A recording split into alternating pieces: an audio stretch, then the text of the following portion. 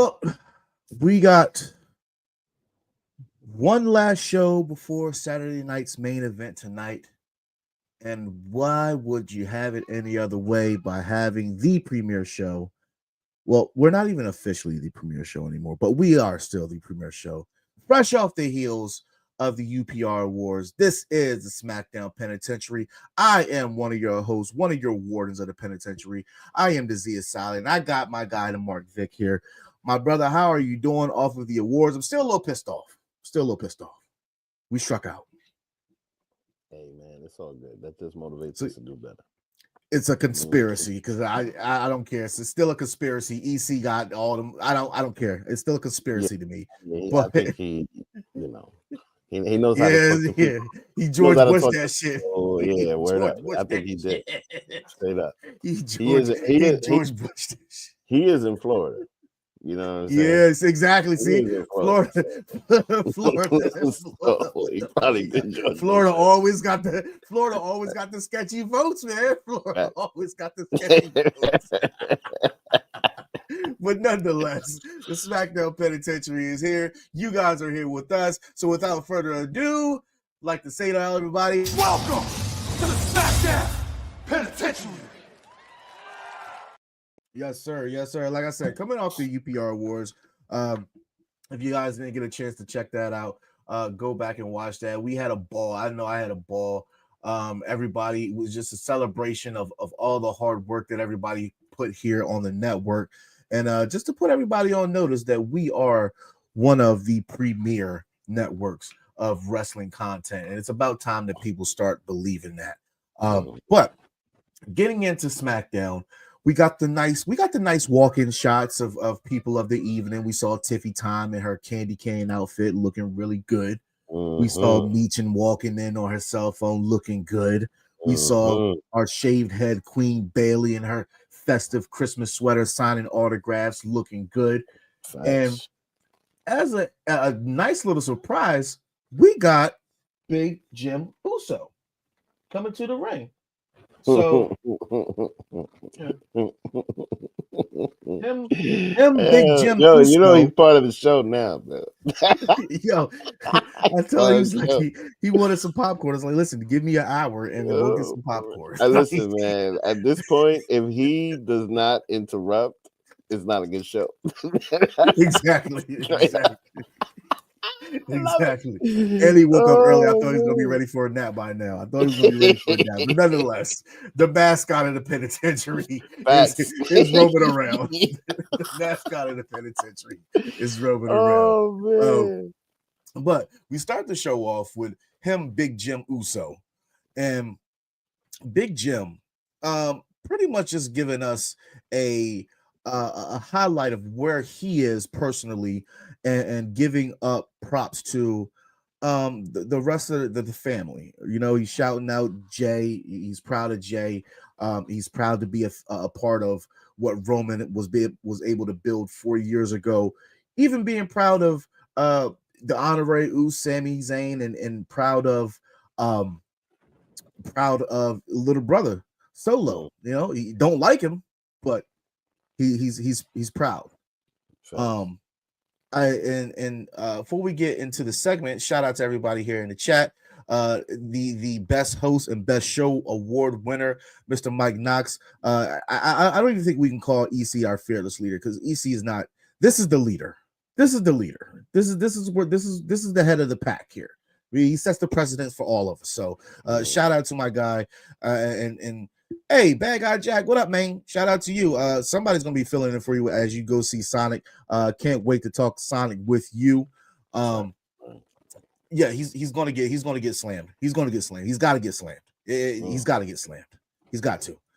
Mad Dog Kelly, one of the UPR segment nominees. Shout out to you. Keep doing what you're doing. Hey Kiddo, that is our mascot now. I gotta disagree with you here, Mike, because Big Bronson Reed had on wrestling boots, and that man shattered.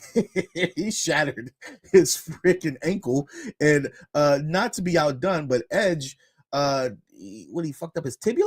or his Achilles or some shit like that. He wears high wrestling boots. So I just think it's one of those freak accidents, but I think it's more so when the Usos do their splashes, they never stretch their whole body out. You know, it's not like it's not an Eddie Guerrero, a Ricochet 450 splash. They don't stretch their whole body out. I mean, They kind of it's just a splash. It's not really a frog yeah, splash. it's just a splash, but they leave a little bit of leeway for to hold their weight up instead of putting all their weight on their opponent. Pretty much protecting their opponent. But nonetheless, Killing their knees, still really good spots. Still a really good spot. You know, I thought that there was something weird here. Just by the way that Jimmy was facing the audience. Like he wasn't facing the main camera. He was like facing Michael Cole and Corey Graves. I'm like, why is he just standing like that? Like, why are you standing like that?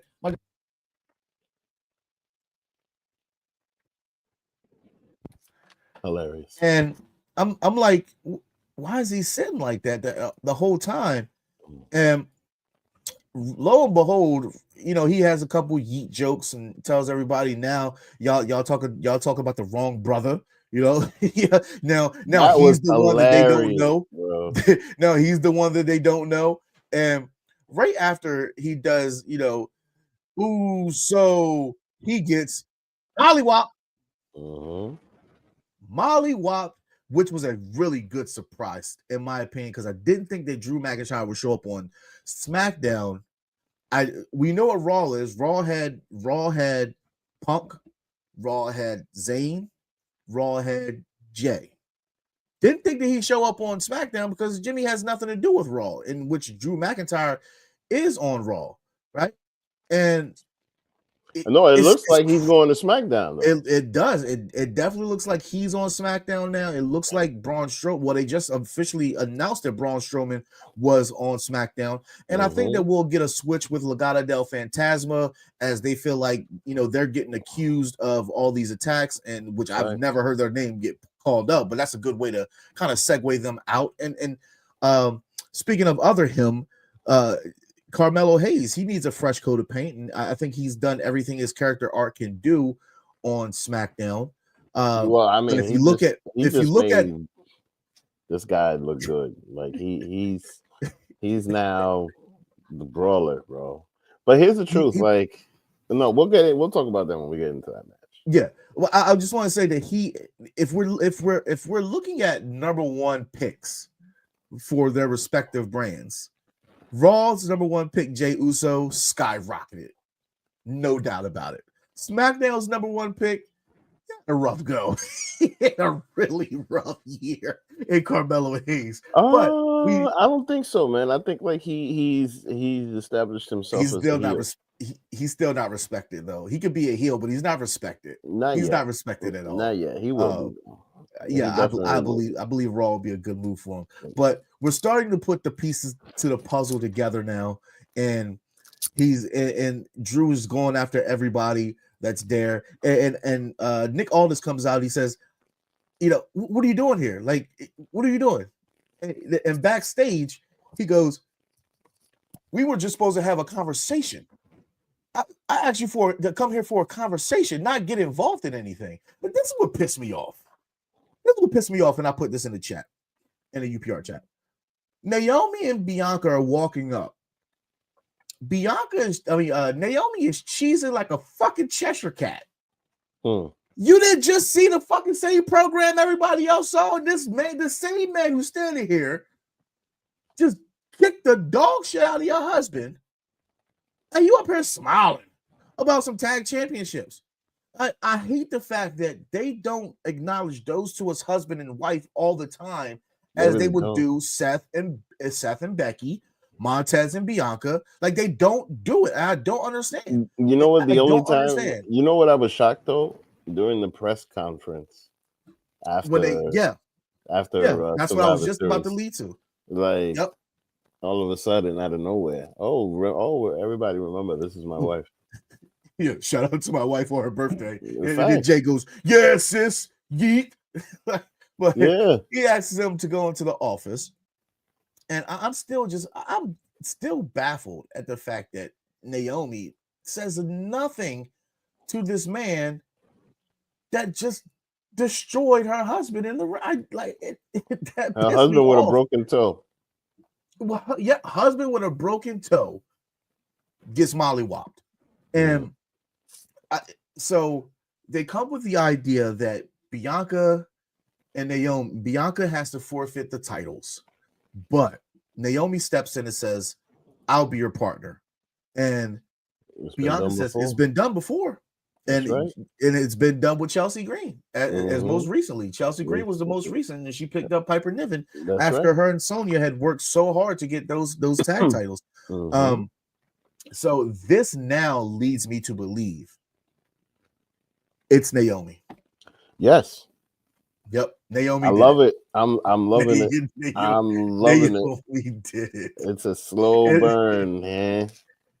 It is no doubt on my mind that Naomi did it now. I'm mad I sold my Naomi shirt. I had a Naomi shirt. I'm mad I sold it. Naomi absolutely did it. I think that Naomi absolutely did it now. Now we get Jade. We get Jade to come back and attack Naomi. And then this is probably where you set up Jade versus Bianca for Mania, if it's going to be this year. And I think that it's going to be this year. I mean, listen, if they execute this properly, it really could be Jade and Naomi, and I'll be happy with that. It doesn't necessarily need to be Bianca. Do you think is that Mania worthy? Yeah. Naomi's a big name, bro. Like, and the thing is, if her character if her character sucks, so she's gonna have to show us some shit. But what I'm saying is, she's gonna turn heel.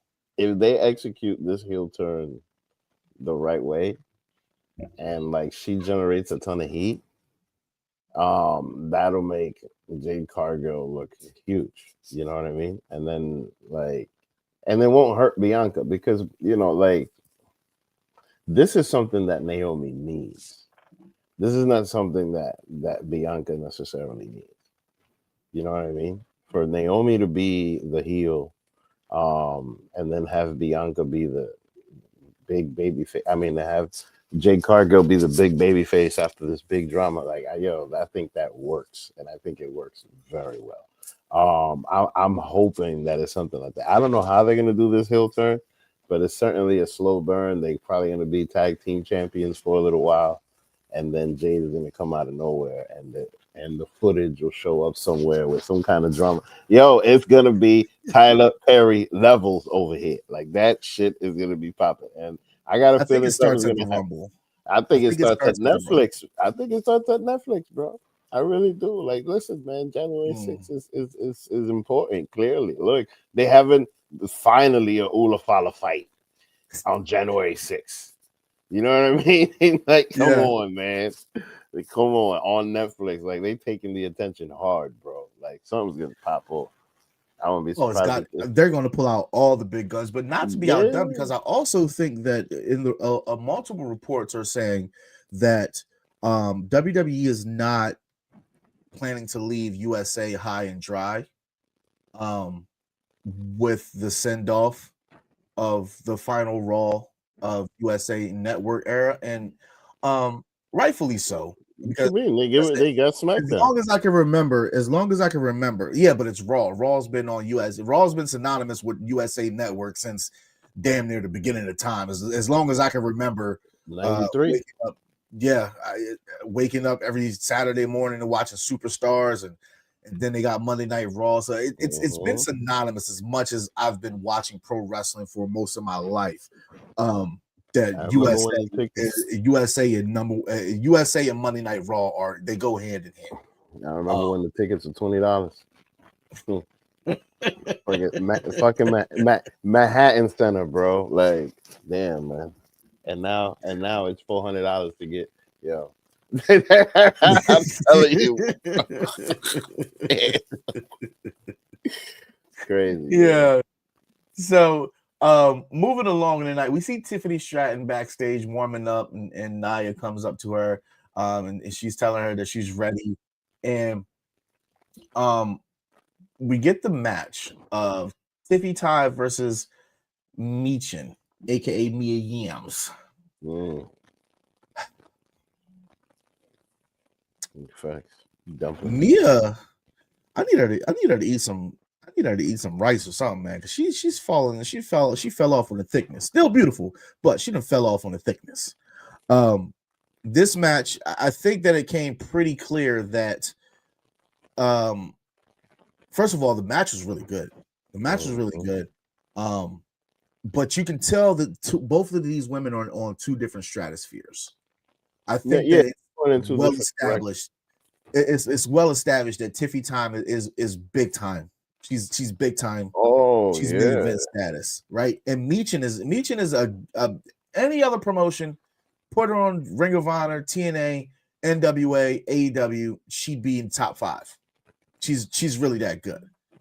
But well, I mean, you got to remember, when we're talking about WWE. WWE is performance. WWE is a production. When it comes to production, Mia Yim doesn't fit quite production wise of what they want. Yeah, you can put her face on the side of a bus. Again, beautiful, but cookie cutter will always go over. Cookie cutter will always go over. And Tiffy Time is the perfect cookie cutter cereal box, Toys for Tots, Make a Wish. She fits that, all that. She fits all of that. But they took too long to develop Mia Yim or keep her on a stratosphere to where she is looked at as serious. And her just now being back a little shy under 2 years, she's just now getting her footing. And this mid-card title, it's a celebration of those women who should be acknowledged, and they should be. It's hard to acknowledge women doing hard work or they deserve a title when you can't really put them in a title. And whenever we have this conversation of there's just not enough room, I use the analogy of when they had ECW and they made Kane ECW champion. Also, you had John Cena on Raw and Batista on SmackDown.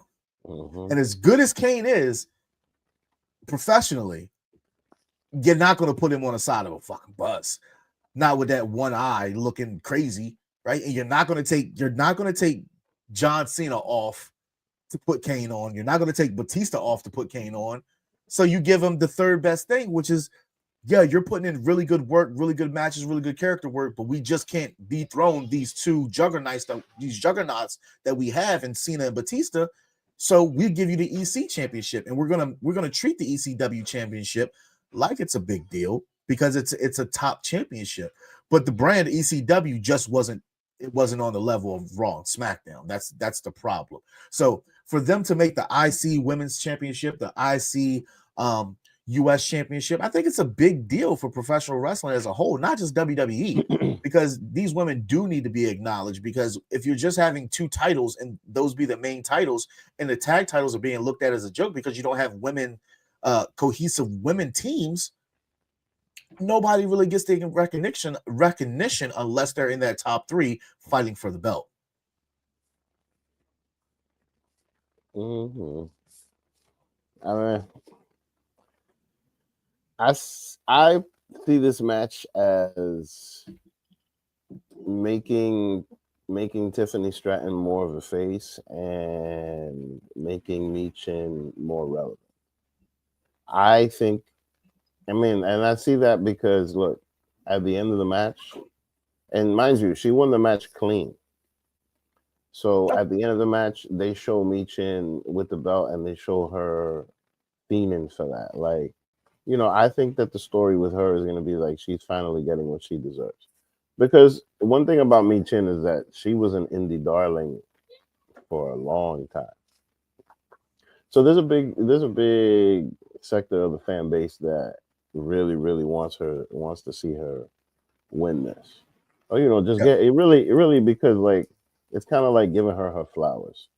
You feel what I'm saying?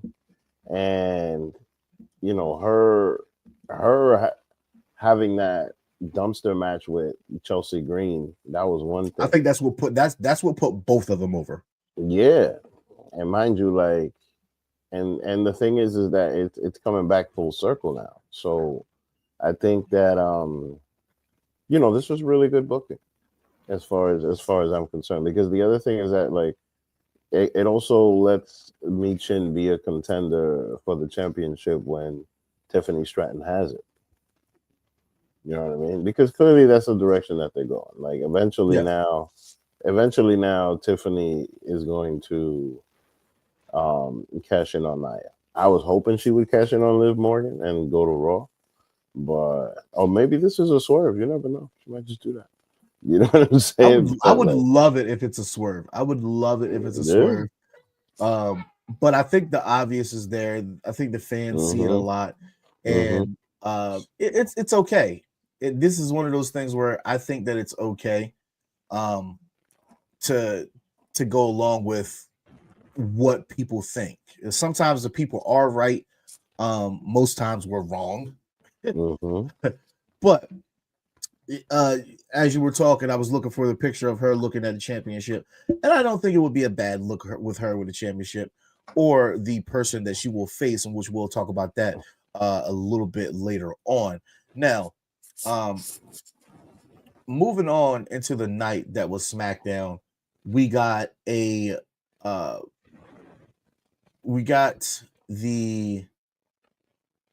recap of DIY winning the tag team championships, and I actually gotta say that I think you said it last week that we actually haven't seen DIY as heels. I love it. And I like the vignette. I like the vignette that they did backstage. It was very, very ruthless aggression era-esque. The black and white. Black and white will always make a promo look serious. It'll always make it look very serious. The leather jackets too. I mean, leather jackets seem to be the thing for people being a badass. You know what I'm saying? Like, for some reason, it's always a leather jacket all the time. Oh man, since Shawn Michaels, everybody comes out with the leather jacket. Didn't Carmelo Hayes do that great. too? He did it. He did. He when he faced off against Braun Breaker, he had I think he still won it, but the next title defense he lost it. But now they come and say that this was the plan all along, that the MVP of this whole setup was Johnny Gargano and not Tommaso Ciampa, which is a nice little swerve, and I don't think that it's true, but it's a good play on a friendship with him and Alex Shelley. You know what though? It kind of makes sense because it kind of takes him back to his Way days, because he was the leader of the Way and he put all of that together and all of that, and like he's like booked as like a really smart wrestler. So the Way was trash. I mean, well, they had his the Way. base, You know what the Way is? The Way is like when the Nexus were a thing, and then Wade Barrett broke off. Oh, the core! Oh my god! The core, yeah, that's it. Oh my god! Wow, that's hilarious. Oh man, that's what the Way was. The Way was the core. That's what the Undisputed Kingdom is now. Yeah, I would agree with that. Oh god. I wonder if anybody has a core shirt. Like, that's probably gonna be a collectible, like a rare. Oh, for sure. They don't even reproduce them on any website. Somebody's gonna have to Etsy that shit. They're gonna have to take the logo and make their own shirt with it. If anybody can even find that logo. I mean, I don't even know how long that shit lasted. That shit was so stupid. It was a cup of coffee. I don't even think it was a cup of coffee. I don't even think it lasted until the tea got cold. The core. Oh my god.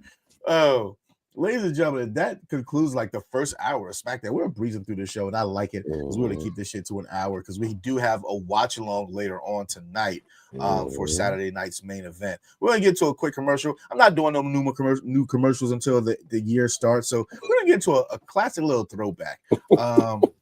Let's do a classic throw. I'm not doing no more commercials. Listen, I commercialed my ass out. So let's do a nice little throwback.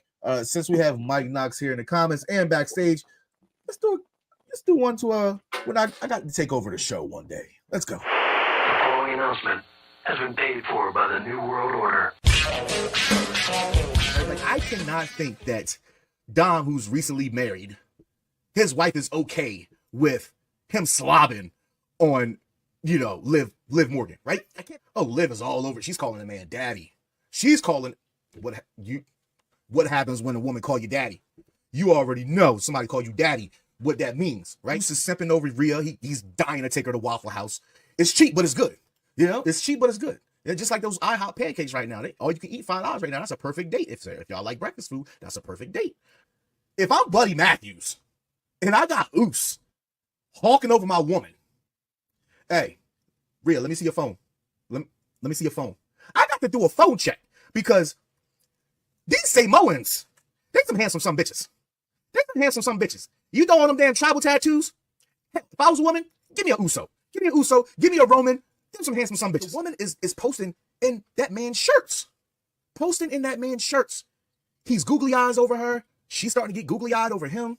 She starts saying the yeet, licking her tongue out at him, batting her eyelids, wearing her pants a little bit too tight. When is too far? Y'all cross the lines. We seen it before. What? Macho Man? Huh? Macho Man did? Lex Luger? Huh? Did Hogan do something with Queen Elizabeth? We'll never know. Maybe. Edge, Lita. Who else? Jeff Jarrett? Kurt Angle? This ain't too far off. Where there's smoke, there's fire.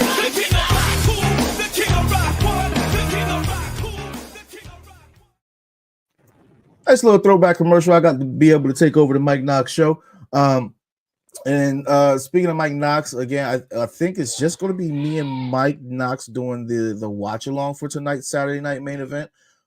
So guys, make sure you guys tune in to that when that starts. Now, the big talk of SmackDown last night was the Roman Reigns promo. We talk about cinema. This is the reason why it's just not fair. It's just not fair that we get to review this show because it is a straight cinema. Fact. This is how whoever your favorite director is in Hollywood. This is Scorsese. Scorsese's. If you're talking Scorsese shit, this is Michael Bay. This is all that. This is Antoine Fuqua. This is up there. This is up there. I'm not gonna put Tyler Perry there. Get the fuck out of here. But yeah, Roman goes through pretty much the last year saying, "Hi Charmaine, that's our number one fan. Thank you for tuning in to the Penitentiary." Roman says, in a year's time, he's lost everything. He had everything and he lost everything. He lost the title, in which they put that I don't know why they showed this angle because he was smiling because he did what he was supposed to do. He put Cody over. In the moment, you can feel the moment. He could feel the moment. A lot of people talk about that when they put people over, and some people will go and they'll find clips of when somebody's getting pinned and they're smiling. It's Charlotte Flair to Rhea. It's Sasha Banks to Bianca. They lost, but they're still smiling because they did their job. They did what they were supposed to do. The payoff paid off. Facts. Unlike Hulk Hogan putting over Sting and Starrcade, a bitch, but nonetheless, I don't know why.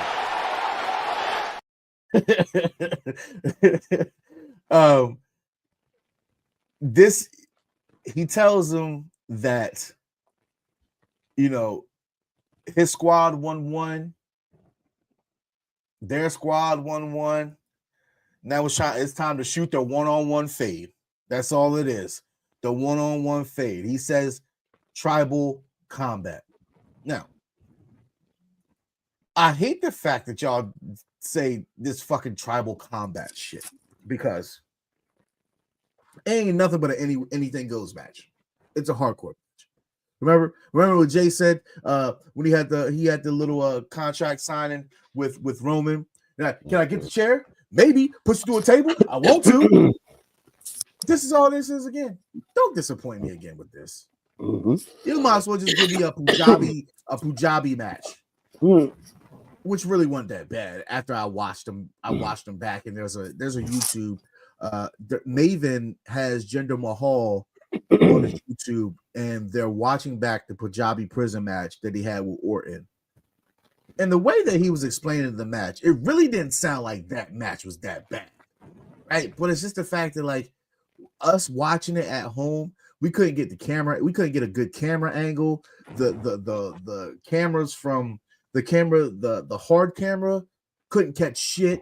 The action camera could barely catch shit because there was bamboo sticks everywhere. Like it was terrible placement as far as the what fans were able to see, but from what we were able to see and what he was explaining, I thought it was still a good match. But it's just that like putting that shit together is time consuming, and it's not necessarily a big payoff. You know what I mean? At all. That's probably. I mean, it was great for his character, but nah. That shit is too much, bro. Production wise, nah, bro. Roman says that the Ula Fala was given to him by his father and his great uncle. Right? It wasn't stolen. It wasn't taken. It was the responsibility was bestowed upon him. And this is why he takes it so seriously, because Solo doesn't understand the responsibility. And this is all Roman has ever preached since 2019, 2020 is you don't understand what my responsibility is. That's why he was telling people when he had the right hand man Jey Uso beating people down, the yeet before the yeet, make him understand. He's disrespecting our family. This is why he got it. Now he got to make Solo understand. Well, I mean, Solo has not spoken about the family. All Solo has spoken about is the bloodline that he built. That's it. He don't give a good dog damn about the family. Roman does.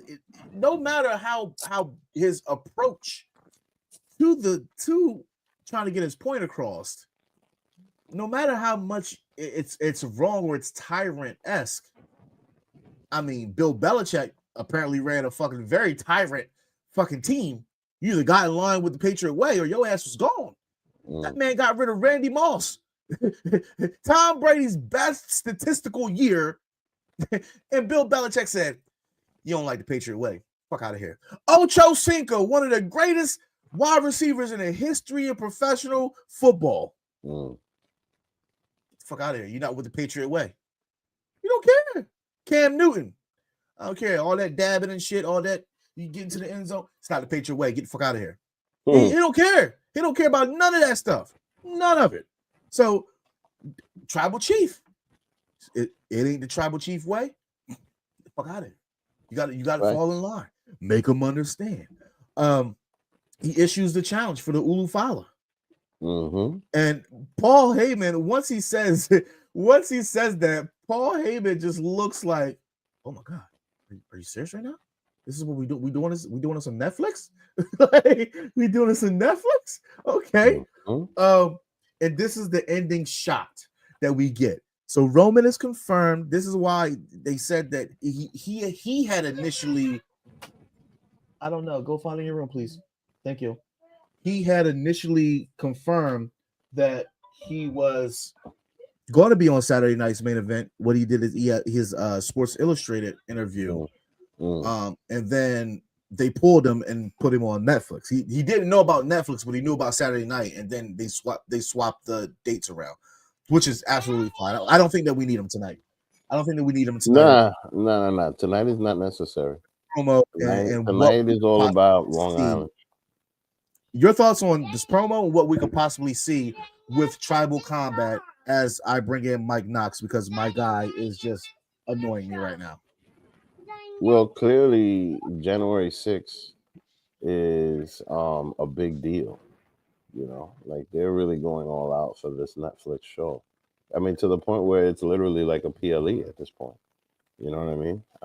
It's the first Raw on Netflix, and it's, you know, just a wave of the future, I guess. So they're definitely celebrating this. I think that Tiffany Stratton is going to cash in. This match should probably end the show. And there probably isn't going to be like a Cody Rhodes match during that show. So this is the championship match. Like the Ula Fala is, you know, the big thing of the story. But now, personally, I think this is how they lead to the final boss. Because if they have this match here at this big show, then they clearly can do Roman versus Rock for the Ula Fala. They don't need a championship to fight for. Like the Ula Fala itself, Nope. and mind you, somebody else could win the Rumble and fight Cody. You know what I mean? I don't even. I like what they're doing. They've kept Cody away from this. He had no reason to be there. That thing is separate now because now the title don't mean shit right now. Not to them at least. But the here's the prestige that they thing. put with an Ula Fala is where it's at. Because remember, Ula Fala was second fiddle to the championship. The championship meant we ruled this company, we ruled this business. Now You know what though? You know what though? But here's the thing. Here's the thing with that. Hang on a second though, because the promo by LA Knight was very interesting. You know what I mean? Ula. Yeah, that shit was very interesting because he was just like, listen, you're after your red necklace, I'm after my gold. You know what I mean? You come in and mess up my whole thing. Like basically he's just saying like we have different goals here, right? But the great thing about all of this is just that like the storytelling behind this is great because now the Ula Fala is a thing to the fan base. You know, it was bestowed upon him by two people who recently passed away. And you know, it's like a real thing in Samoan culture. So there's a certain level of the fan base. Mike, you talking? I can't hear you. You can't? No, Mike. Oh. I noticed he was talking, but he didn't turn his head, so I know so he was like talking on his background. It's just a big part of the story now. So like, you know, people are probably gonna buy Ula Falas and listen to how far this goes because I got a feeling this is gonna go much further. Like tribal combat is gonna be a thing for a while, at least for the next 10 years, I think. You know what I mean? There's gonna be different members of the bloodline that are gonna try. You feel me? And yeah, and it's the Samoan street fight. Yeah, I think they should have said. I think he should have said bloodline rules match. So, I mean, you know, they had a tribal combat before with Jey Uso and Roman Reigns. It was ass cheeks. It was big booty ass cheeks. Of course, but it's still part of the story. You know what I mean? I just want to hop on real fast as the last time I had a chance to be on the penitentiary and I interrupted on my work shift there. I don't know if you guys remember that. You guys had the executive consultant on here and he was spewing some venomous nonsense of he took the Ufala, so that's the only thing that mattered was the Ufala because possessions of the Ufala was 9/10 of the law of the Ufala. And us three, you know, being part of the intelligent wrestling community, we tried to educate him on it was never bestowed upon him. So he's not the true tribal chief. So even the fact that Roman's so mad finally he says, you know what, let's make this about this. Give me back my Ufala. He still mentions the title. Oh, yeah. I'm afraid of the biggest thing here that I'm afraid of from this happening. If Roman obtains and wins the Ufala back in January on Raw, what happens to Solo then? Because to me, anyway, all roads to WrestleMania go down the road of if I didn't get it last year because Cody Crybabies was bitching, I need my Rock and Roman. Until someone tells me otherwise, like I did for 7 years before then, I'm still gonna say Rock and Roman at WrestleMania every year, the same way y'all spewed Sting and Taker. Well, yeah, Okay. no, I think that's how they get. This is how they get there because like Roman is clearly a baby face, right? When The Rock left, he was a heel. If Solo loses, then Solo goes crying to The Rock, and The Rock comes out and is like, "Listen, I want to challenge you for the Ula Fala," and then we get Roman Rock for the Ula Fala instead of a title. Or You muted, Mike. No one's the face here. Roman's actions are not face actions. The crowd cheers for you doesn't make you a face. Your character makes you a face, right? Roman's not a face. He has face members in his crew in the bloodline, as we know. Jay's a face.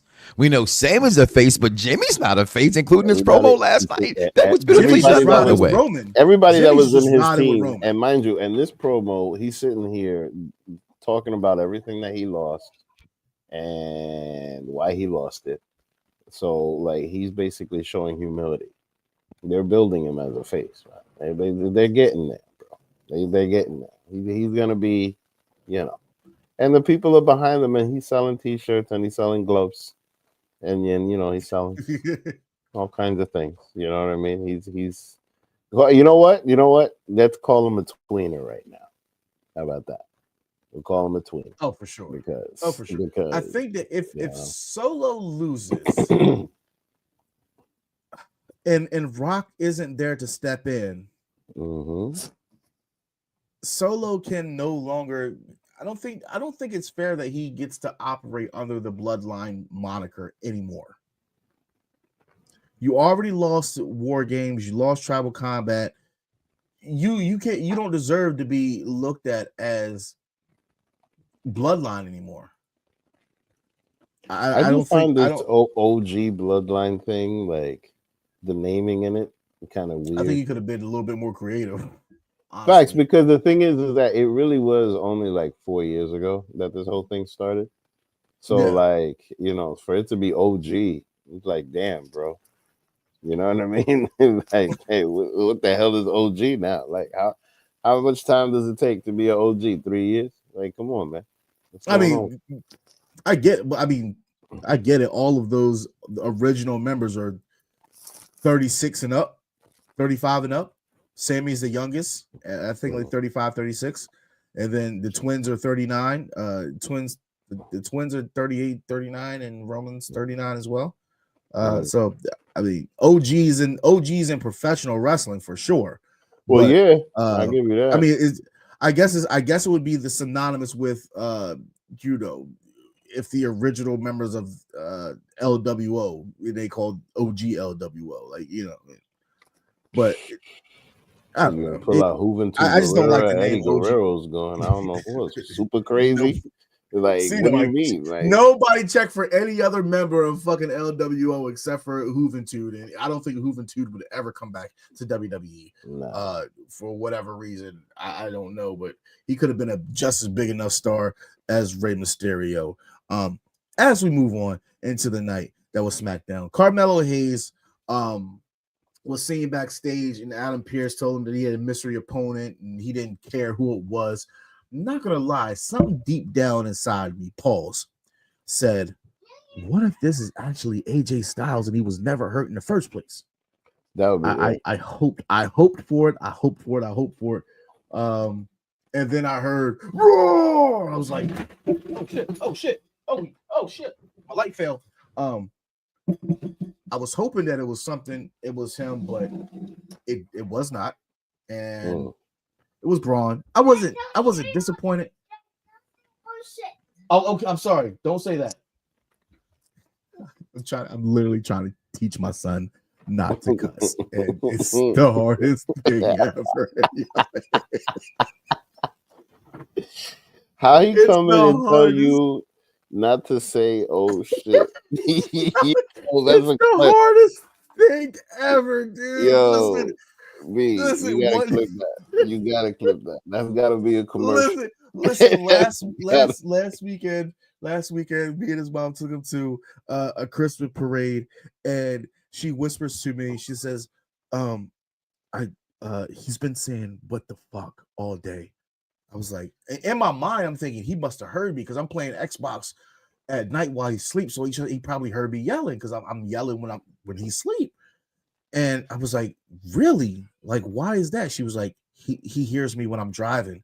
Like he's paying attention when I'm driving, and people were getting in my way, and I'm like, what the fuck? I'm like, oh my god. So first of all, I was relieved that it wasn't my fault.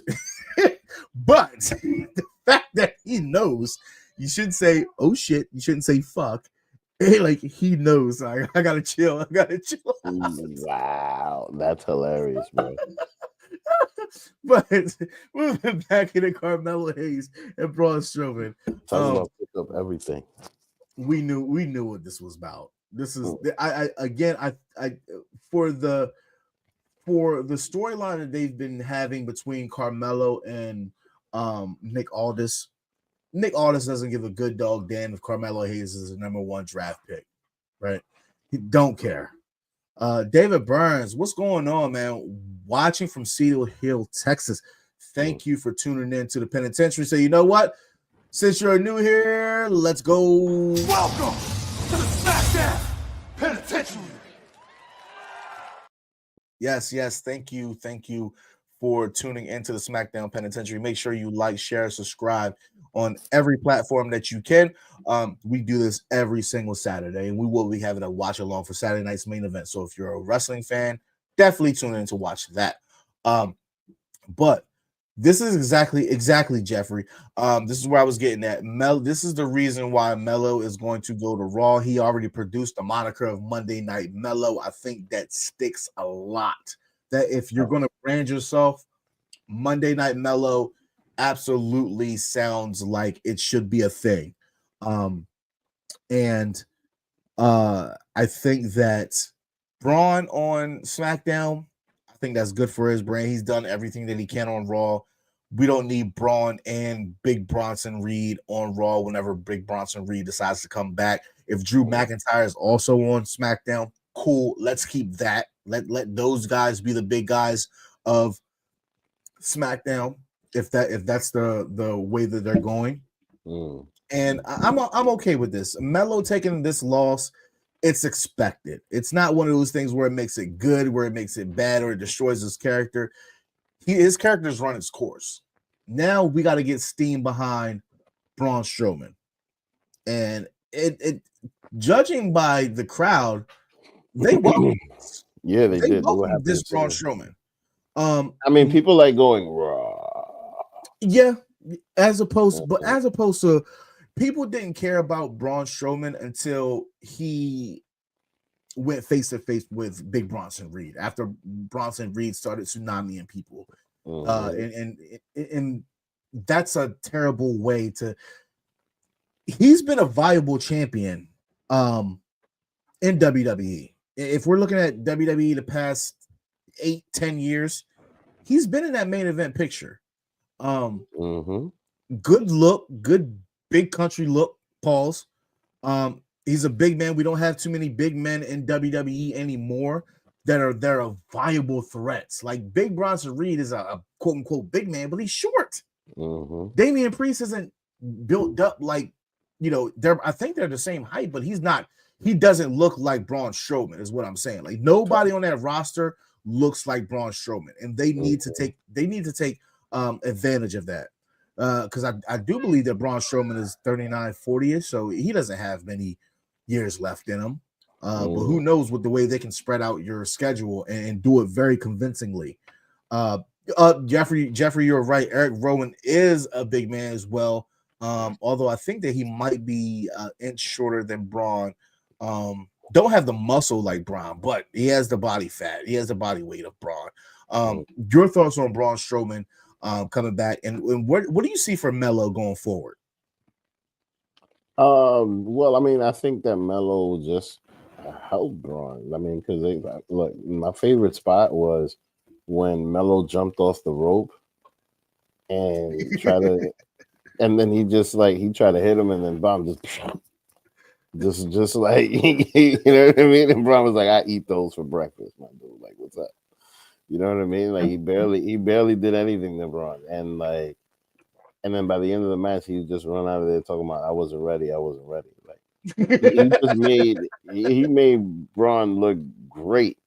You know what I'm saying? And Braun kind of needed that as a comeback, because he's been gone, and then he kind of He kind of needed that. Plus, September, actually, I believe.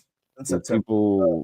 people like going Raw, and people like, I mean, Braun is definitely good filler. So it'll be nice to see him with a mid card title. To be honest with you, for a I little don't while. think he's ever held a mid card title except No, for tag championship. he had a tag championship with a kid. I mean, he's like Fucking he's kid. like I don't even know what the fuck they were doing with that. no. See, the thing is, it's just that he's like a funny guy. Like he's like a big clown type. He's very much like the Big Show. You know what I mean? That's the thing with him. He's very, very much like the Big Show. Like when he was introduced in the Wyatt family, it was great because he was just big and scary, right? But if they can find, but then after that, like once he became a face, then like he was just big and clowny, just like the Big Show. So they definitely need to find something for him. In my opinion, that's like dark. But then, when he was a heel, he was just quiet all the time, and that's not him. You know what I mean? He likes to joke around a lot, and he likes to clown around a lot. So like, they definitely got to find something for him to do. But we'll see. Because look, he loves like cheering on the crowd and shit like that. And then the other thing is just that he's very good at selling. Like, and I don't mean like selling in the ring. I mean just like outside promotions and shit like that. Like they can use him for all kinds of shit, because he's just this big guy with a big smile and all of that. You feel me? So, and then for Melo, the one thing about Carmelo Hayes that I see right now, I see him basically paying his dues. They're keeping him. He's gotten to the point where he's just like filler right now. But I got a feeling that in the future, he's definitely gonna produce some big matches because he can make anybody look good. Like he has like this Dolph Ziggler effect, and I wouldn't be surprised if Trick Williams shows up and they do something together, or as a tag team. You know what I mean? Because they definitely have that history. Like that NXT history is now a big part of WWE history. So like, yeah. I definitely see Melo getting a mid card title at some point in the future. I agree with this, Jeffrey. I agree with this because Melo and Braun Breaker put on some bangers. They did bangers in NXT. They did. I mean, some could argue amazing top 5 bangers of NXT for that championship. I just think that if Trick Williams comes up, whoop that Trick, the size of Trick Melo Pauls, it's exactly what WWE wants. It's exactly what they look for. So I think that pairing him back with Melo would actually hurt Trick Williams because he's exactly what they want. He's the size of a Orton, of a McIntyre, and he's got the charisma of Carmelo, right? Like he's got the crowd. He's got the crowd. Like if we're talking about crowd participation, he gets as much crowd participation as Jey Uso. Actually, you know what? Nobody gets more crowd participation. I mean, but you got to remember, man. Cody Rhodes, anybody that you have somebody clapping some shit, Montez Ford, like he has crowd participation. So you got to remember something though, man. Like Carmelo Hayes and Trick Williams are the Heartbreak Kid, Shawn Michaels, and Big Daddy Cool Diesel. That's who they are. And the problem is this Diesel is about to pass to Shawn Michaels. That's the problem. And that's what happened. Like, and that's exactly what happened last time. Yeah, but it was. That's exactly what happened. If we look at it in totality, Shawn Michaels still ended up being greater than Kevin Nash. It's just the fact that Kevin Nash, Shawn Michaels is a better actor. But Kevin Nash happened to produce arguably the greatest faction, or the second greatest faction storyline in the history of professional wrestling, because I think that NWO has been passed by the bloodline, and that simply could be just because and it's not even the people that they let in NWO. I just think they ran out of steam of people that could go against the NWO. And after you had Sting take down Hogan at Starrcade, the Starrcade finish didn't pay off the way it should have paid off, and that was 2 years time. And Bloodline didn't drop the belt until 4 years time. Mm-hmm. It just kept everybody interested with swerves, whereas NWO's only swerve was who the fuck is joining next. That was the only thing. But for that, and mind you, they Hall the of Fame, show is way more elaborate now. 3 favorite big men of all time, personally. Going into the LA Knight interview, we touched on it earlier, talking about Roman Reigns. He called it the Ula Fala. Exactly. I think that LA Knight can talk this. He could talk this shit now because Roman isn't the tribal chief. He wasn't talking this shit. He wasn't talking this shit when Roman was tribal chief. He got smashed by Roman on the microphone. Well, yeah, but this was a few weeks, maybe 2-3 months after he got smashed on the microphone by the Miz. And this is why I will forever say that LA Knight needs to be on the microphone with somebody that is less superior than him on the microphone in order to get over, because when they are equally matched or overmatching him, he cannot fight back the way that you think that he can. The best thing about his promo with Roman Reigns was the fact that the cameraman zoomed in on his glasses that were reflective, looking at Roman and Paul Heyman give him the reaction, which it was absolutely the reaction of, what the fuck are you talking about? Who are you? Right? And then the Miz just shredded him to pieces. But it's easy for him to go off this way because there's nobody in the ring with him. There's nobody backstage with him. There's nobody like. We just saw 2 weeks ago, he shredded Legata del Fantasma. That's because none of them can fucking talk. Santos wasn't the one that could talk, because Santos had already had his matches with LA Knight and he failed. Mm-hmm. Right. So he goes to Humberto and says, I'm gonna beat you like your daddy. And the only person that called me daddy is your girl right here, talking about Elektra Lopez.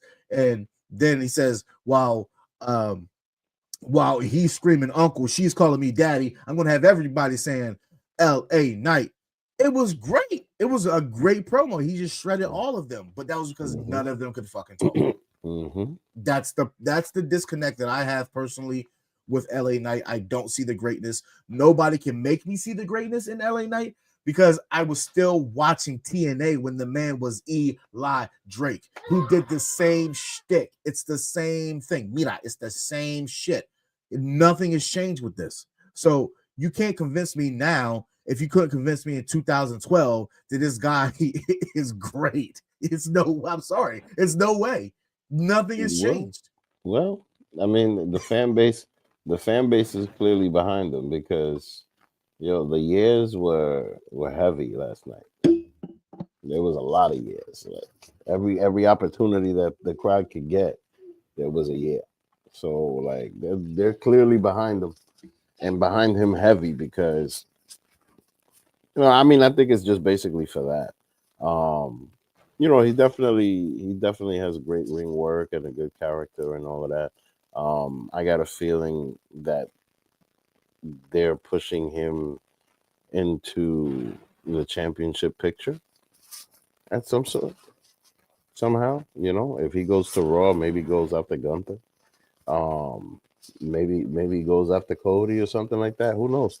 But this whole thing about having him focus with Solo and stuff with the Bloodline, I think it was very interesting. Because they're kind of putting LA Knight back into the Bloodline picture. So yeah. I think that a lot of this was definitely interesting when it comes to LA Knight. And then the other thing is that, like, Roman just cut a promo about the Ula Fala and how important it is, and then LA Knight proceeds to just say all this negative stuff. And like, yo, I don't care about that shit. I don't care about my gold. You fucked up my gold. Like, what's wrong with you? You know what I mean? Like, I was just like, wow, okay. So, but at the same time, like, it kind of it makes the Ula Fala a thing, but then it kind of still, keeps the importance on the championships. So I've definitely thought that was interesting. You know what I mean? Because at the end of the day, not everybody's going to be chasing the Ula Fala.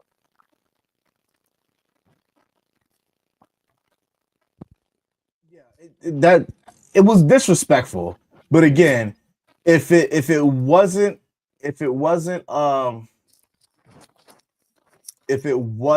Solo that is, claiming the Ulu Fala or holding the Ulu Fala, LA Knight's not talking this shit. But we're looking at a very different, well, not a different bloodline. It's not different, but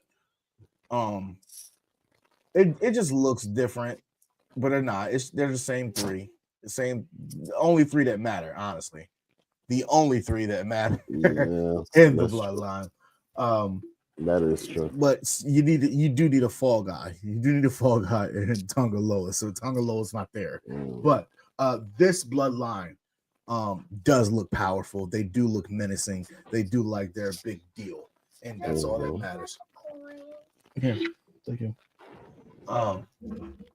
He says that he accepts Roman's challenge and he's going to send a message to Roman in that match with LA Knight.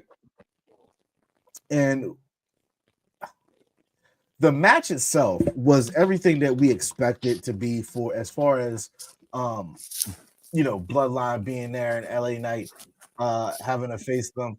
The last time that we saw an interaction between them was the King and Queen tournament. When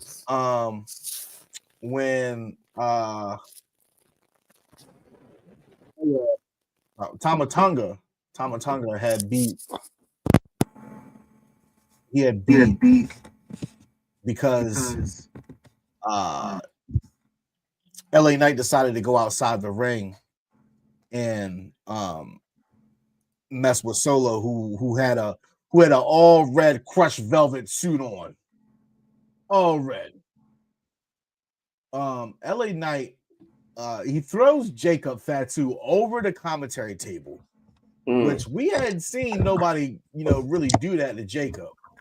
And all of a sudden you hear a bunch of rumbling on the commentary table, and they're like, "Oh, watch out, watch out!" And then the camera cuts to him, and he just comes out like a phoenix from the ashes. He don't even care. He does not even care the fact that his tribal chief is in the middle of a match, and he just cost that man a match. He literally did not care at all. So he ends up getting Solo Sikoa disqualified. But then, as they're beating down Solo Sikoa, we get Apollo Crews and Andrade coming out. Now, what the hell are y'all gonna do? Facts. What are y'all gonna do?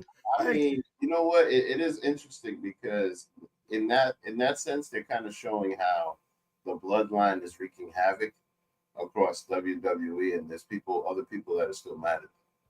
So they're coming out to save LA Knight, even though it's not like they're LA Knight's friends, but clearly they've been affected by the bloodline as well. Yeah, because they got beat down last week. Facts. I'm looking, I'm like, who the hell is this? And I see the face. I'm like, okay, I see the little head. Like, all right, who's that? And I'm like, okay, Andrade. I know Andrade's coming. Who the hell is with him? It's Apollo. Like, what are you doing out here, man? Get the fuck out of here. I will say that the Jordan that Apollo had on, fire. I don't even know what those are, but those are fire. I think they're Jason Tatum shoes. I don't know. They might be Jason Tatum Jordans, but I didn't peep that. Was fire. Huh? I didn't even peep that.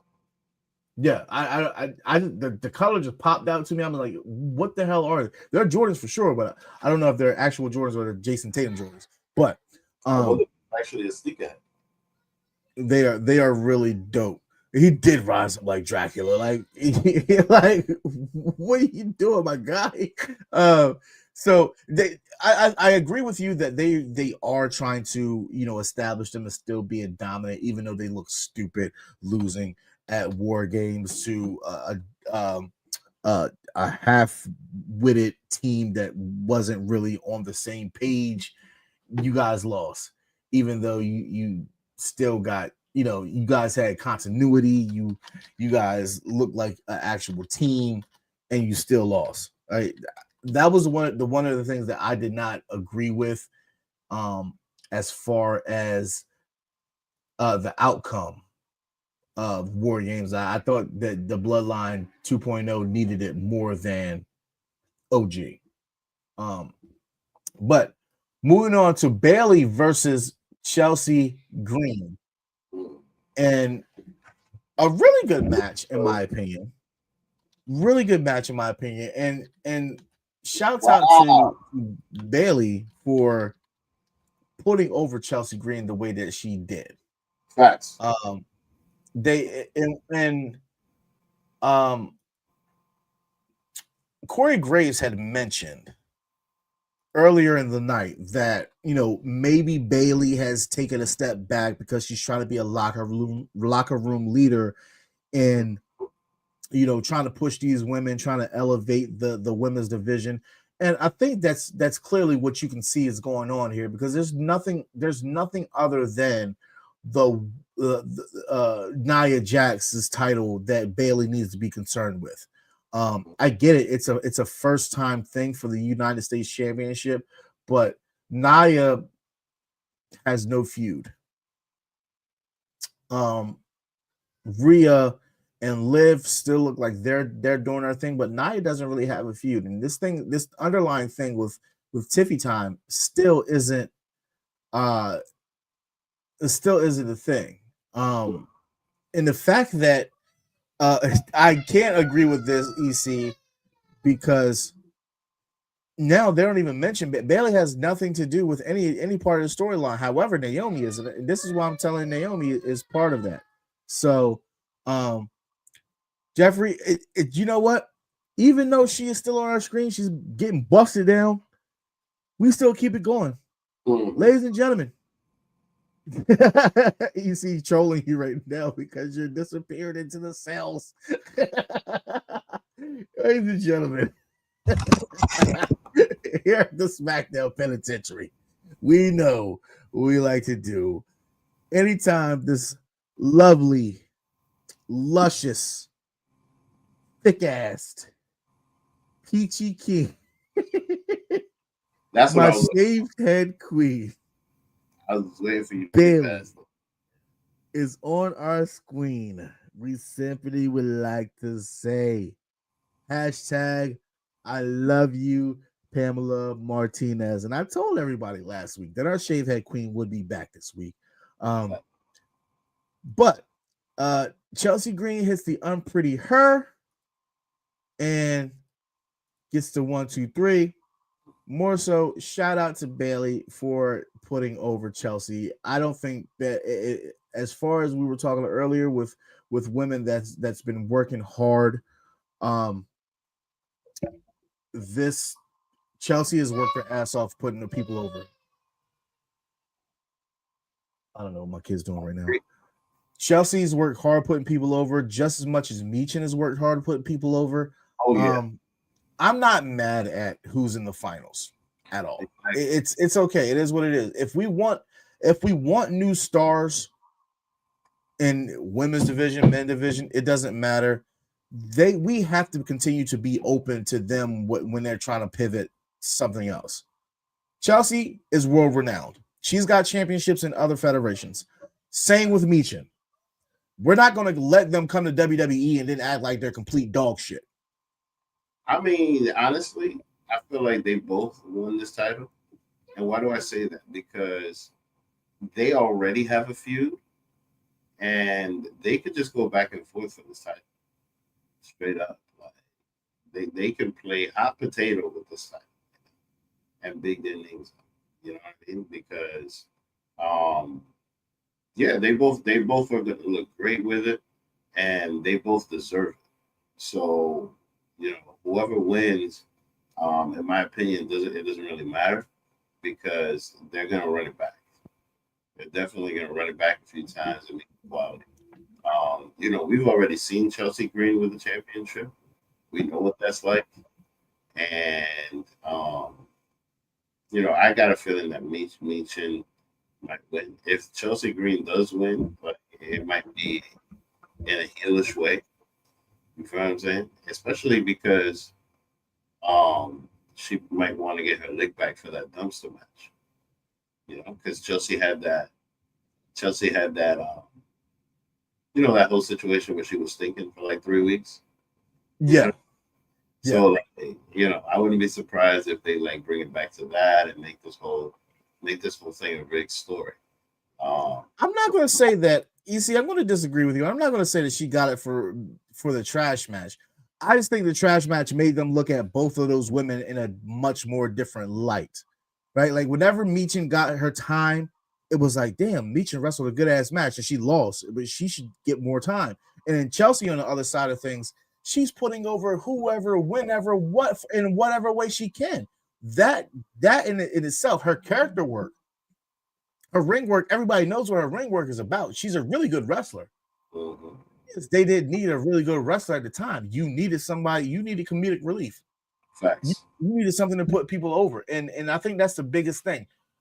Whenever you can Swiss Army knife yourself and you can do other things, you got different range of character. They can use you any way they choose to and anywhere on the show card, and you're going to be fine. And I think that's the value of Chelsea Green, is that she can be used any single place on that card, and she's going to shine. Now you can look at SmackDown on Friday nights. If you Google or if you go to Twitter, most likely Chelsea Green is trending. I'm not lying. Next week, if Chelsea Green next week go on SmackDown after SmackDown is over at 10, go to Twitter and see how many tweets that Chelsea Green and mentions that Chelsea Green gets. People love Chelsea Green. Mm-hmm. That's true. Even as a heel, they do for some reason. Yeah. And it's not just because she's fine; like she's got a good character. No, I think it was her and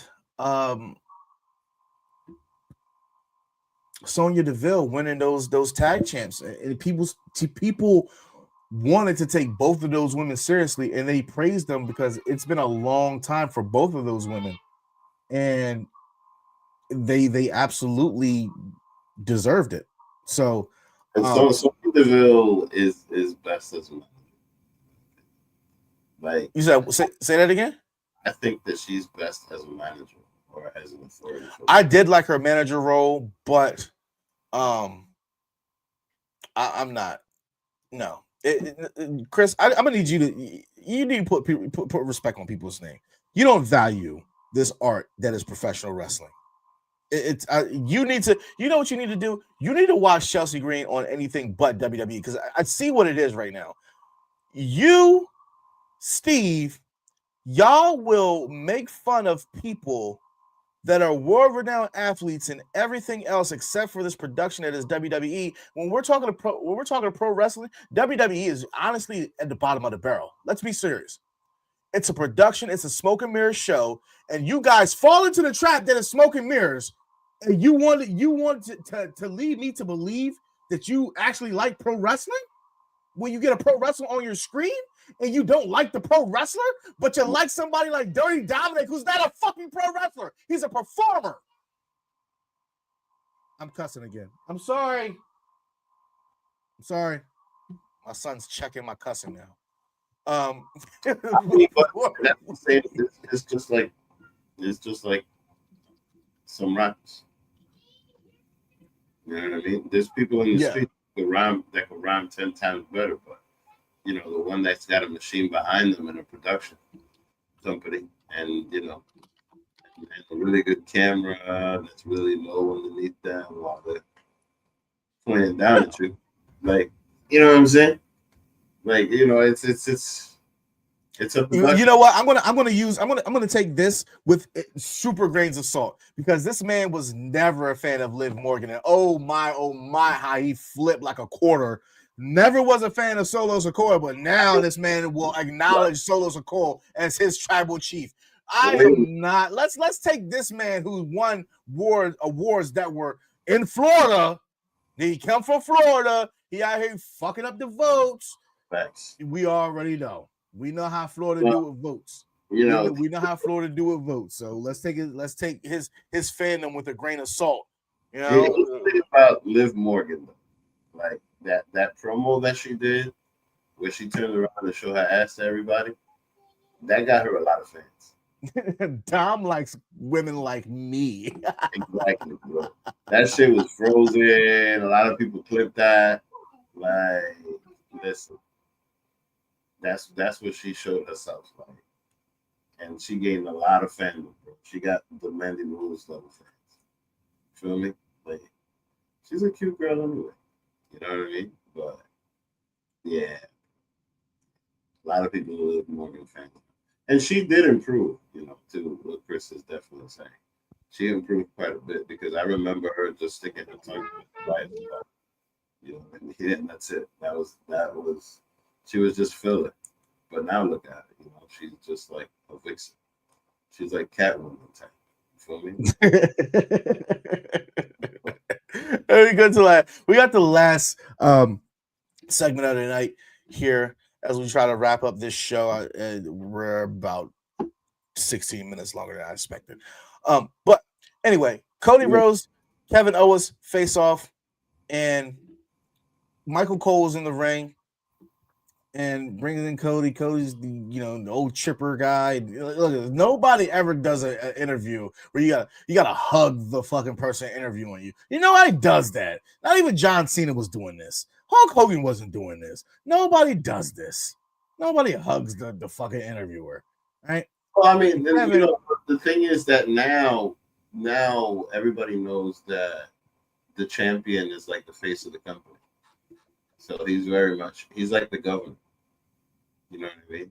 It's kind of like, so you gotta, like, you always like Gavin Newsom. If anybody knows. You know what I'm saying? Like, he's very much like, he's got the slick hair and all of that. You know, feel me? Like, always wearing a suit.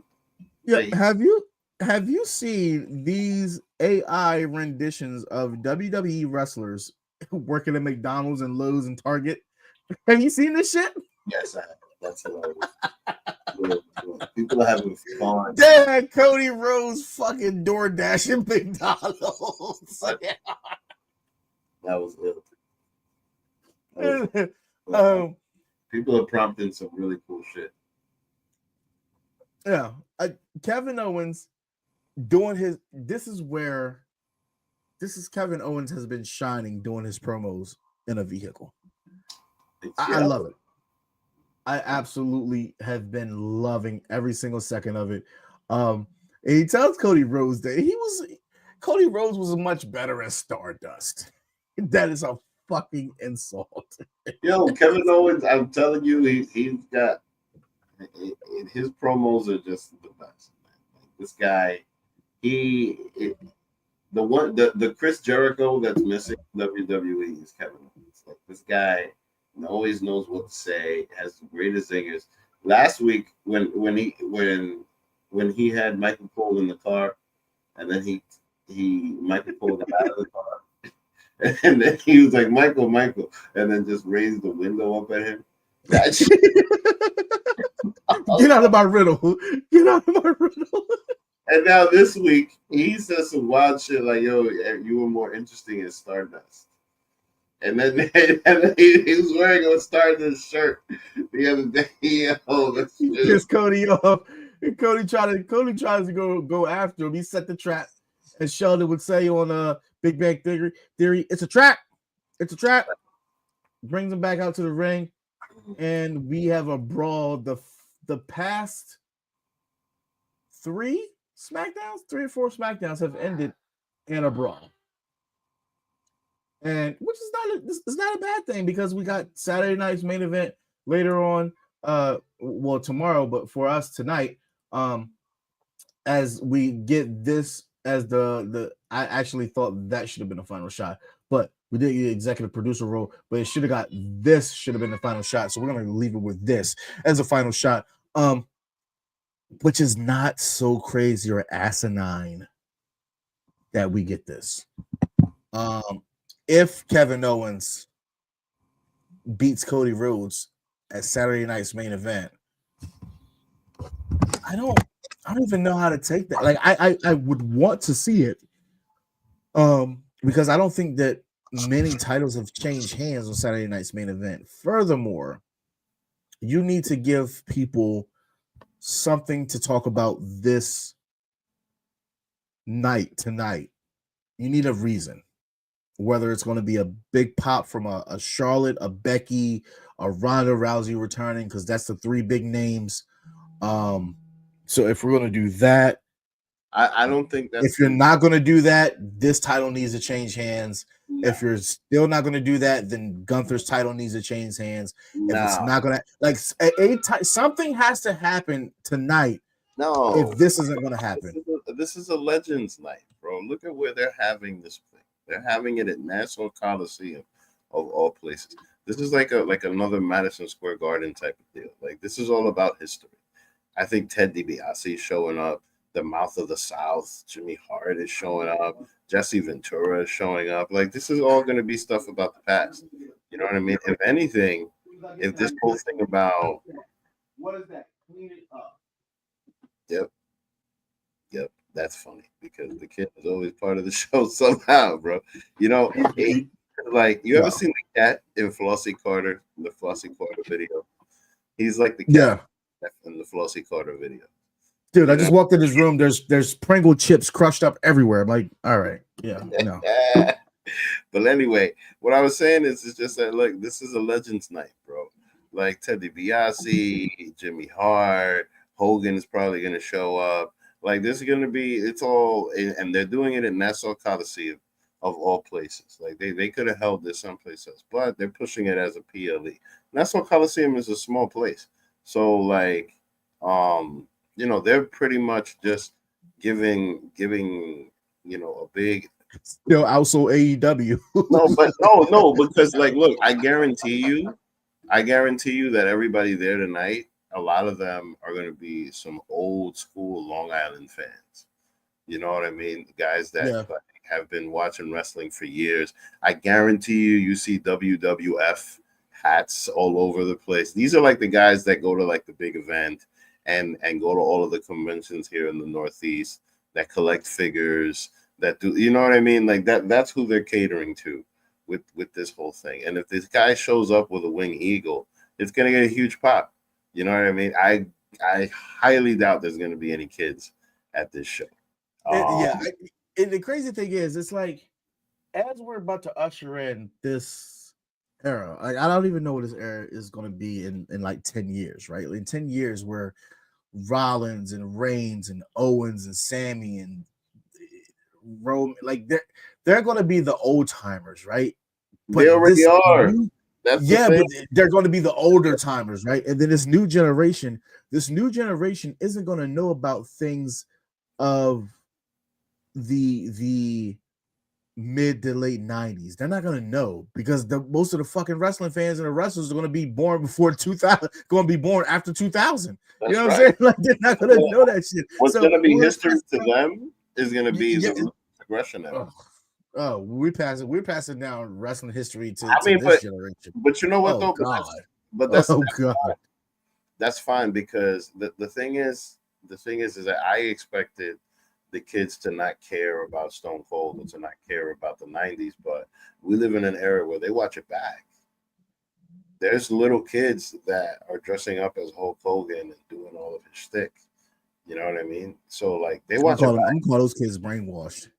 Yeah. Nobody should ever force their kid to watch fucking Hulk Hogan. But the point is that that, you know, like, the kids, they have the opportunity to like watch things back and see the wrestling from back then. Like, the only way we were able to do that is to find somebody who had the tape or that taped it, or that, you know what I mean? Like, we necessarily didn't have the opportunity to see Bob Backlund in his golden era, or Bruno San Martino or shit like that.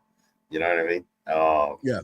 I So ain't never seen a fucking Bruno match. I ain't looking for that shit. I want to see the shit in black and white. I'm good on that shit. I don't give a that's fuck what I'm about Bruno. saying. That's what I'm saying. Like, you see how, but then, you know, somebody from that perspective might just be like, "Oh man, it was the greatest thing ever." That's not, you know what I mean? But we don't give a shit. It's like saying, like, you're like, "Oh, you got to see my 8 tracks." You know what I'm saying? Like, come on. Goddamn big tracks. Overall, really good night of SmackDown. I said it was dope. EC said in the chat that it was okay. I'm just dropping my damn earbud. I thought it was a really dope night as far as going into something that's not technically a big PLE, but it did have me excited for it. So I thought that everything that this night had in store for us was enough to keep me intrigued for later on tonight. And again, we will be doing a watch along. I know that I'm here. Mike Knox is going to be here, and I think Vic's going to be here. I don't know. No, not Vic. EC. I think EC is going to be there. We don't know, but I'll be there. So, and I'm sure my minion will be running around somewhere. But your thoughts on tonight's SmackDown? I mean, I thought it was perfect bucket. You know, they highlighted everything that they needed to highlight. It was a great promo for January 6th. You know, I mean, I feel like January 6th is very interesting timing. You know, to put a Ula Fala fight, a really, really big show at a day where they want everybody to forget about what happened. So, like, that's just very interesting. But still, like, you know, they pretty much just showing the direction of what's happening, and a lot of people got TV time, even freaking Pixel, what's her name? Pixel Princess. Oh, Johnny Gargano. Candice LeRae. Wow, you see how forgetful she is. Like, you know, even Candice LeRae got some TV time. You know, so like Shinsuke did have a vignette, but it wasn't nothing. It was just, I didn't think it was worthy enough to talk about because it's just about LA Knight. You know, speaking about, you know, he had to take the title that LA Knight didn't deserve, and we know I think that LA Knight's still going to lose against Shinsuke. This is Shinsuke's character is too big, too strong. The wrestling community loves it too much. LA Knight needs to move on. I think LA Knight eventually goes to Raw. Shin stays on SmackDown. LA Knight goes to Raw. Candice did call Naomi Naoma. Naoma. She fixed that shit real quick. That was hilarious. Take your ass off TV for 3 weeks, you fuck up again. You start that shit. Ladies and gentlemen, before we get out of here, we got something for everybody. Again, tonight we will be doing a watch along. Myself, Mike Knox, and whoever decides to join the crazy fray. Monday, you can catch the Mike Knox show, 6 p.m. He will be reviewing Saturday night's main event. And then right after Monday Night Raw, you can catch the Rated R review crew with Freckle Sensei, Venomous Vincent, and an executive consultant. NXT review crew, it'll be either Mike Knox, myself, or Cactus Katie filling in for Bad Guy Jack to stay alongside of Sabrina Estella. Then Wednesdays, we got Cactus Katie and Sheriff and friends. Who that other end friend will be on the AE Dynamite crew, we do not know. Then this Thursday coming up, we have the beautiful ladies of UPR doing their version of top 5 crushes in professional wrestling. We know how much that show was a really good show for us, as me, Freckle, and Barbara got together to do our top 5 crushes of ladies, of women's in professional wrestling. One of the favorite shows that I've ever done here on UPR. Now we're going to see how the women's look at these men's. And I said I am disqualified from this because I'm just going to pick all Samoans. That's it. All they got to do is get a bottle of water and a spray bottle of water, and that's all they need. And that's it. I'm picking every Samoan, so I disqualify myself. I would strictly be the host for that, and I mean that in the most heterosexual way. But we'll have those lovely ladies picking their brain and what they would consider a draft, and then you guys can come back here on Saturday for the SmackDown Penitentiary. Any last words before we get up out of here? We'll play a classic commercial as we always do and get up out of here. Yeah, shout out to Piper Niven and Nia Jax. Piper had that tummy out tonight. Piper Niven had that tummy out. I resonated with that. Yeah, it made me feel right at home. Yo, Piper Niven had the tummy. I had the back fat showing. I said, "Oh man, listen." Even though they taped SmackDown for next week, we're trying to stay away from any dirt sheet stuff. So please, you guys do the same. If you plan on watching SmackDown, please do the same. We want to be surprised just as much as you guys do. And it's gonna suck because it is such a downer when we're talking about if me and Mike are doing Saturday night's main event tonight, and then somebody comes on, well, next week on SmackDown, Stone Cold and The Rock gonna face off. All right, now you just fucked it up for me. Like, as somebody that does this content creation, you now fucked it up for me because now I've read it. I looked at it, I read it, and then I spoke it out loud. And so now, my mind already knows it's coming. I can't get excited for it. So just please be respectful of us who do have to do this for entertainment purposes, and we love to just talk it. Just try not to give us spoilers. We don't want spoilers. I mean, even though I know that Thanos is going to snap his finger in Infinity War and watch it, still I would not have watched it if I knew that Thanos was going to win. The first time. If I knew he was going to win the first time, I wouldn't have ever watched it. I look at everything that way. If I knew the bad guy was eventually going to win, I would not watch it. You always watch the movies for the good guys, but if you like heels like me, you like bad guys like me, you're still hoping that the bad guy gives up a good fight, in which Thanos gave up a great fight. So ladies and gentlemen, we're gonna get up out of here. It's been a really good Saturday. My minion he's due for a nap.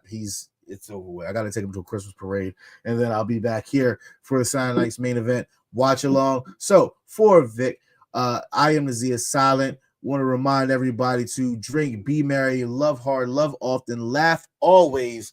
Happy holidays. Drink, be merry, and be safe. Reach for the sky, boy. Rest in peace to Jay Briscoe. You guys are immediately appreciated for everything you do, for every single show you guys tune into. It does not go unnoticed. So thank you guys. Enjoy your holidays, and we're gonna leave you with this. Welcome to the SmackDown Penitentiary. Oh, I see it. I love this ending because it was the best SmackDown ending of all time. Name the last SmackDown. Look at them in the bloodline with all their fingers up in the air. Can you tell me the last SmackDown episode that ended with all the bloodline putting their fingers up in the air? Last week. Oh, damn. Oh, okay. What about the time before that? Yeah. Oh, shit. You gotta have consistency. You definitely got consistency. You gotta have it. I want to give Dice some credit. All right? I'm going to respect him because I said something I disagreed. I clowned him really, really heavily, right? The night after WrestleMania, the SmackDown of WrestleMania, Tama Tonga premiered. And he was like, oh, this man's going to be fire, blah, blah, blah. And I was like, look at him. He looks like he doesn't look like he's going to do anything. That man has proven to me each and every single week that he is the low-key MVP of this bloodline. Even with Jacob Fatu there, he is the low-key MVP of the bloodline. He looks like he's very dangerous, but silent and deadly. He stands out by doing the minimum. That is fantastic. Jacob Fatu looked like a monster last night as he took out supposedly tag team champions, right? Great job. Solo's doing a good job playing the Mafia boss. He gets better and better each and every single week, right? Yeah. And then I don't know what Camacho's doing over there. I swear to God, I don't know. Even in this picture, he doesn't look like he belongs. I don't get. I'll say this: he dresses nice. There you go. There's my compliment for him. He dresses nice.